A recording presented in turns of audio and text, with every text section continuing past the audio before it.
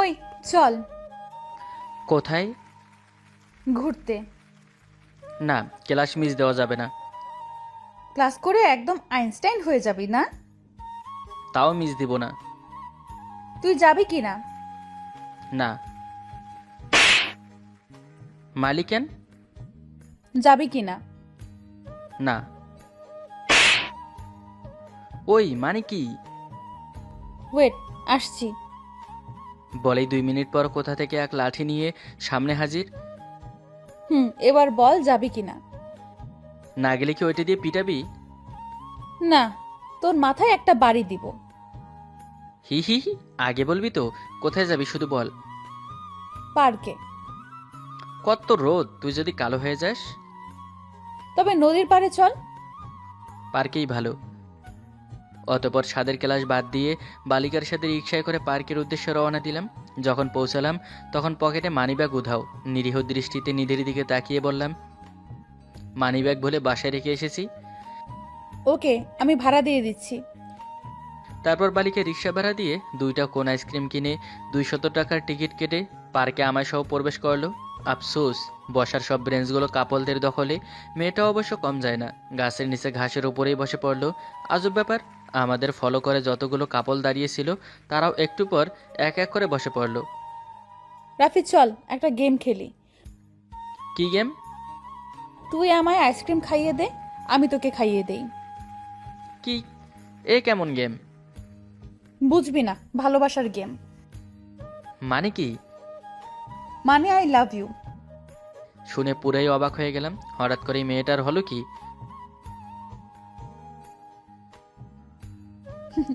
আমি তোকে ভালোবাসি।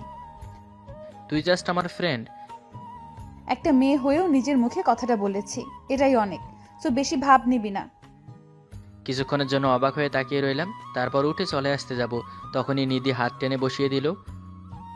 কোথায় যাস? বাসায়। আমায় কি তুই ভালোবাসিস না?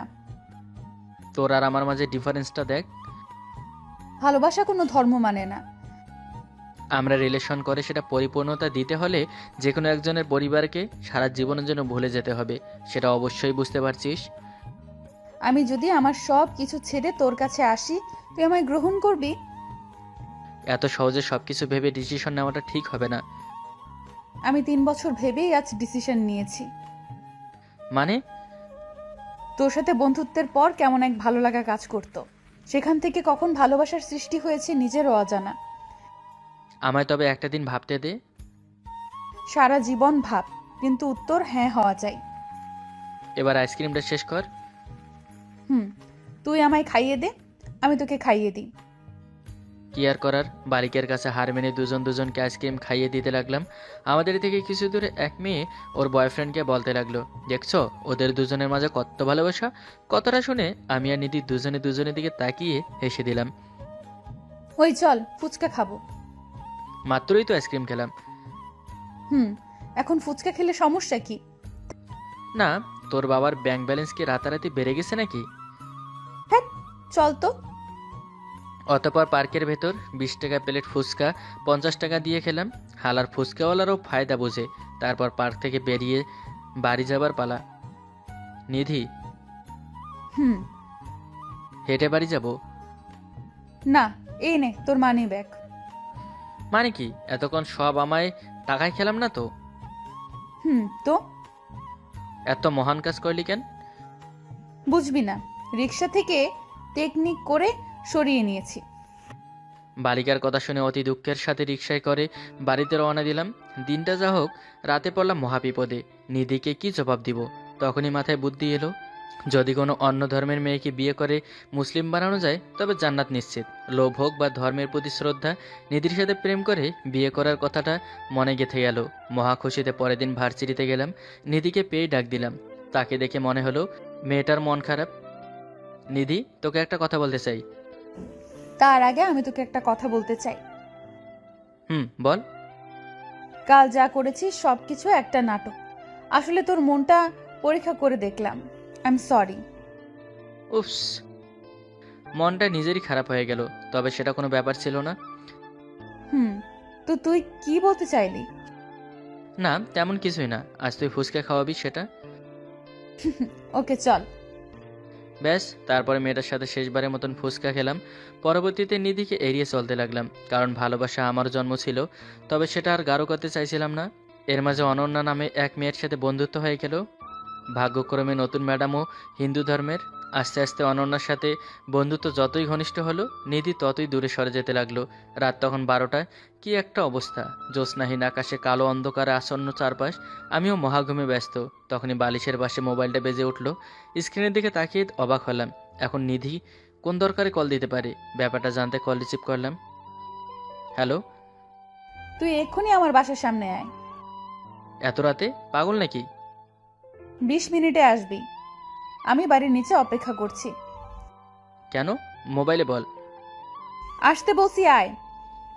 ওকে, দেখছি। তোর দেখার গুষ্টি মারি, তাড়াতাড়ি আয়। টর্চ হাতে বেরিয়ে পড়লাম। নিঝুম এক গা ঝুমঝুম রাতে। চারিপাশে একটা কুকুর পর্যন্ত নেই। অদ্ভুত এই ভয়ঙ্কর রাত। এই রাত থেকে সবাই গা ঢাকা দিয়েছে। এরই মাঝে সোজা পথে ধরে একলা পথিক নিধির বাড়ির উদ্দেশ্যে হেঁটে চলেছি আমি। পৌঁছে নিধিকে কল দিতেই বালিকে নিচে নেমে এলো। অনন্যার সাথে তো ভালোই জমিয়েছিস। খুব ভালো বন্ধু। শুধু বন্ধু?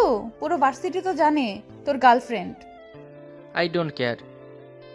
অনন্যার সাথে আর কথা বলবি না। কেন? এমনি। এই বলার জন্য ডেকেছিস? ভালোবাসি। এবার কোন পরীক্ষা নিবি? সত্যি ভালোবাসি। মজা সব কিছু নিয়ে করা যায়, তবে এভাবে রাতে ডেকে মজা করার কোনো মানেই হয় না। ওই কুত্তা, ভালোবাসি ভালোবাসি ভালোবাসি। সব কিছু নিধির নাটক ভেবে চলে আসতে যাব, তখনই বালিকা হাত টেনে ধরে ঠোঁটে ঠোঁট মিলিয়ে ধরলো। আমি কিছুক্ষণের জন্য স্তব্ধ। তারপর ওর কপালে আলতো আলতো করে চুমু এঁকে দিয়ে বললাম, আমিও ভালোবাসি। রাফি, হুম। আজ এই অন্ধকার রাতে চল না ঘুরি। কোথায়? যেদিকে দুই মন চাই। ভূতে ভয় পাস না? তুই পাশে থাকলে কিছুতেই ভয় পাই না। তারপর নিধির হাত ধরে অন্ধকারাচ্ছন্ন প্রকৃতির মাঝে দুজনে হারিয়ে গেলাম।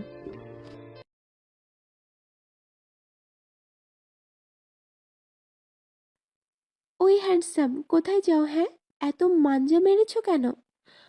সবেমাত্র জুতোর লেসগুলো বাজছিল আলভি, তখনই জেসিয়া পাশ থেকে বলে উঠল কথাটা। জেসিয়ার হাজবেন্ড আলভি, পেশায় একজন সফটওয়্যার ইঞ্জিনিয়ার, বয়স 28। সপ্তাহে এই একদিন শুক্রবার বাইরে ঘোরার সময় পায়। মাঝে মাঝে তার ইচ্ছা হয় পূর্বের সেই জীবনটাই ফিরে যেতে। কত সুন্দরই না ছিল সেদিনগুলো। কলেজ শেষে ফ্রেন্ডদের সাথে আড্ডা দেওয়া, আর বিকেল থেকে রাত 8টা পর্যন্ত যেখানে খুশি সেখানে ঘুরে বেড়ানো। ফ্রেন্ডদের সাথে নয়তো কোনো একটা পরিচিত চায়ের দোকানে বসে আড্ডা দেওয়া। ভার্সিটি লাইফে গিয়ে সে সব কিছু করার আর সময় হয়ে ওঠেনি। এরপর জব করতে শুরু করে, তারপর জীবিত থেকে বিবাহিত হয়ে যায়। অথচ এত তাড়াতাড়ি বিয়ে করতে চায়নি। ইচ্ছে ছিল চাকরি অবস্থায় বাবার থেকে একটা বাইক নেবে। সে আশা পূরণ হয়েছে, কিন্তু গার্লফ্রেন্ডকে নিয়ে ঘুরে বেড়াবে সে আশা পূরণ হলো না। এর পূর্বেই সব শেষ হয়ে গেল। জেনিয়াও পিছিয়ে নেই, বিবিএতে পড়ছে সে। ভার্সিটি লাইফের মজা সম্পূর্ণ নিতেও পারল না, অথচ বিয়ের পেরিতে বসতে হলো তাকে। অথচ উভয়েই মেনে নিতে পারে না যে দুজন দুজনের জন্য পারফেক্ট, কারণ দুটি মানুষের মেন্টালিটি ভিন্ন। আলভি যেসব জিনিস লাইক করে না সেটি জেনিয়া লাইক করে, আবার আলভি যেটা লাইক করে জেনিয়া সেটা ডিসলাইক করে। আলভির প্রিয় রং নীল কালো, অথচ জেনিয়ার এসব ভালো লাগে না। আলভির ঠান্ডার মধ্যেও পাখা চালিয়ে কম্বল গায়ে দিয়ে ঘুমানোর অভ্যাস, অথচ জেনিয়ার মোটেও সহ্য হয় না। ঘরের দরজা জানালা আটকে লাউড দিয়ে বক্স গান শোনার অভ্যাস আলভির, অথচ জেনিয়ার দম বন্ধ হয়ে আসে।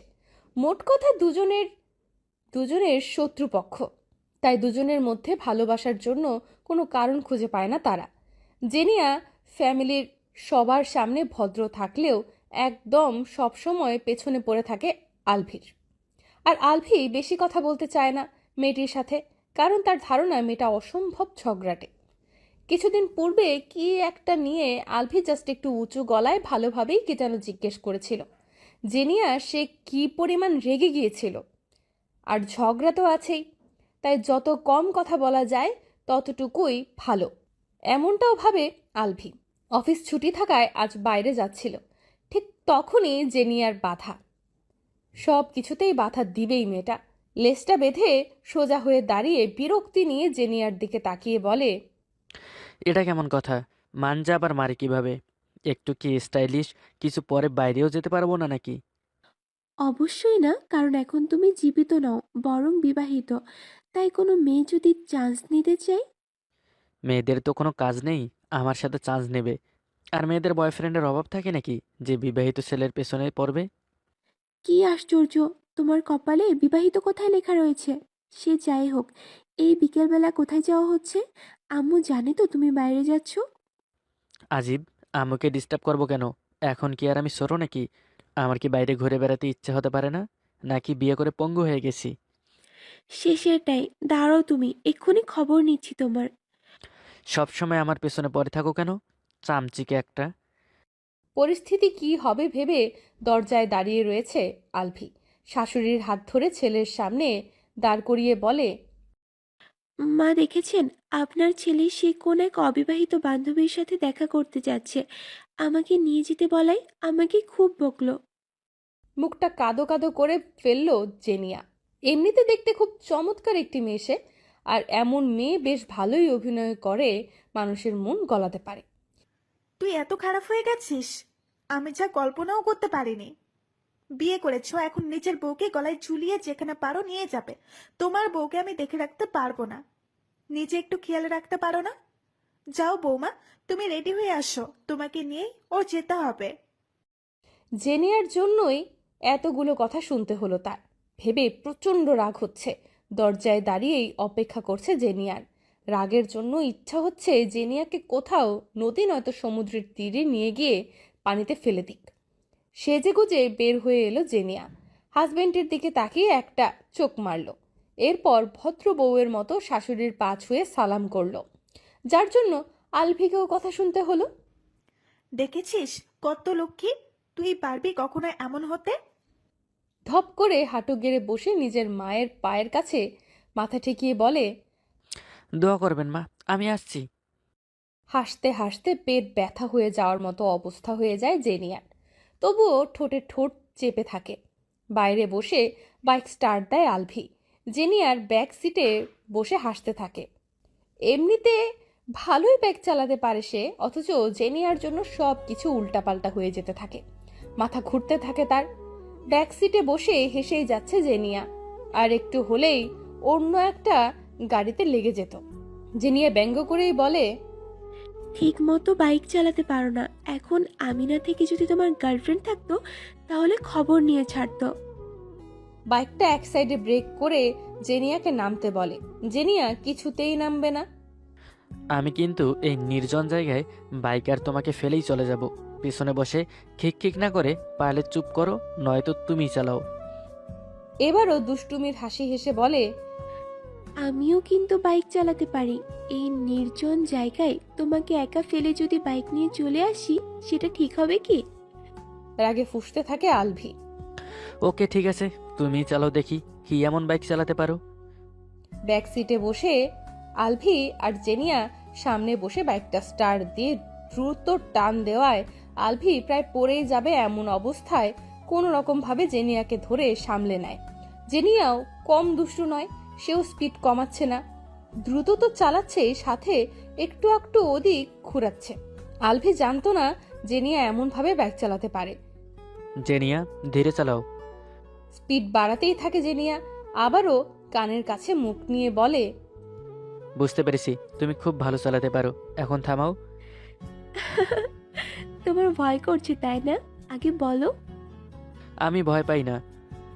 ভয় না পেলে আমাকে এভাবে ধরে বসে আছো কেন? স্পিড কমাও, পেছনে এসে বসো। বাইকটা সাইড করে জায়গা রিপ্লেস করে দুজন বসে। দেখলে, তুমি ভয় পেয়েছো আমার কাছে। বেশি কথা বললে কিন্তু ফেলে দিব। তোমার বউ তোমার পাশে রয়েছে, একটু তো রেসপেক্ট করো। আর কোথায় যাচ্ছি আমরা? কোথায় গেলে একটু চুপ থাকবে তুমি? এমন একটা প্লেসে নিয়ে চলো যেখানে গেলে আমার মনটা শান্ত হয়ে যাবে। একটা নির্জন প্লেসে বাইকটা সাইড করে নেমে দাঁড়ায়। এই প্লেসটা আমার সব থেকে ফেভারিট, বুঝলে জিনিয়া? এখানে যখন আসি তখন আমার মনটা এই পরিবেশের সাথে মিশে যায়। এই নদীর তীরে বসে ঘুরে আমি অনেক সময় কাটিয়েছি। খুব সুন্দর, কিন্তু তুমি এতটা সুইট প্লেসে আমাকে ঘুরতে নিয়ে এসেছো নাকি মেরে ফেলবা প্ল্যান করেছো? সব সময় কি আমার পেছনে না লেগে থাকলে নয়? কেন, তুমি শোনোনি মা কি বলেছে? আমাকে তোমার গলায় ঝুলে থাকতে বলেছে, কিন্তু আমি সেটা করব না, কারণ আমার তোমাকে ভালো লাগে তাই এত জ্বালায়। তুমি তো শুধু ঝগড়াটাই দেখো, তোমাকে যে এতটা লাইক করি সেটা বুঝবে না কখনোই। সবুজ ঘাসের ওপর বসে পড়ে জেনিয়া। আলভিও বসে পড়ে। মুহূর্তটা যেন থেমে যাচ্ছে। এটা কি বলল জেনিয়া? নদীর বড় বড় ঢেউয়ের দিকে তাকিয়ে রয়েছে জেনিয়া। তুমি যা বললে তা কি সত্যি? কিন্তু আমি যদি ইস্ট হই, তুমি তো আবার তাহলে ওয়েস্ট। জীবনে পারফেকশন বলতে কিছু নেই জানো আলফি। আমার নীল রং ভালো লাগতো না, কিন্তু একটা ব্লু ড্রেস পরে ট্রাই করে দেখলাম, সত্যি এতটাও খারাপ না। তোমার মতোই সব জানালা দরজা লাগিয়ে লাউড সাউন্ড দিয়ে গান বাজিয়ে দেখলাম, সত্যি খুব ভালো লাগছিল। এরপর তোমাকে নিয়ে ভাবলাম, তুমি অতটাও খারাপ ছিলে নও। তোমাকে স্বামী হিসেবে পেয়েছি, এখন শুধু ভালোবাসার মানুষটা হিসেবে সারাটা জীবন চাই। যদি ভালোবাসার মানুষ হিসেবে পেয়ে যাও, তাহলে কি আমার সাথে লেগে থাকা বন্ধ করে দিবে? তুমি চাইলে তাই করব। থাক, তাহলে দরকার নেই। কেন, তুমি আমাকে ভালোবাসতে চাও না? অভ্যাস হয়ে গেছে আমার পেছনে তোমার লেগে থাকা নিয়ে। এটা না করলে কেমন যেন কিছু নেই নেই মনে হবে। আচ্ছা আলফি, আমি যদি না থাকি তোমার কেমন লাগবে? ভাবো আমি দূরে চলে গেলাম। বলতে পারবো না, কিন্তু অনেক কষ্ট হবে। তবে কেন সেটা জানি না। কারণ তুমি আমাকে ভালোবাসো, কিন্তু আমার তা মনে হচ্ছে না। নয়তো এতক্ষণে এই রোমান্টিক একটা প্লেসে কি একটা চুমু পায় না? জেনিয়ার কপালে একটা চুমু এঁকে দিল আলভি। পরিবেশটা এমনিতে অত্যন্ত শীতল, এর মধ্যে আবার ঝিরিঝিরি বৃষ্টি ঝরতে লাগলো। জেনিয়া, তোমার ঠান্ডা লাগবে, চলো আমরা একটা কিছুর নিচে দাঁড়াই।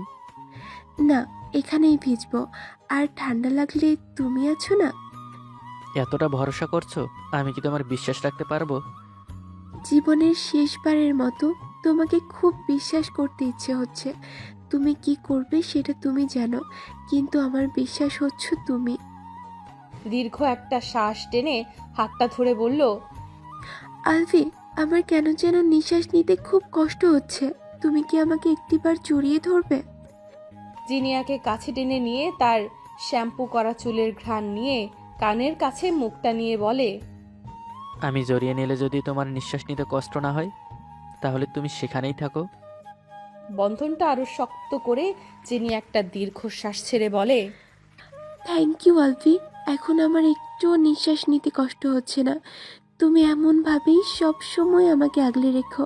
ওকে মাই হার্টবিট। আচ্ছা আমার সুইট হার্ট।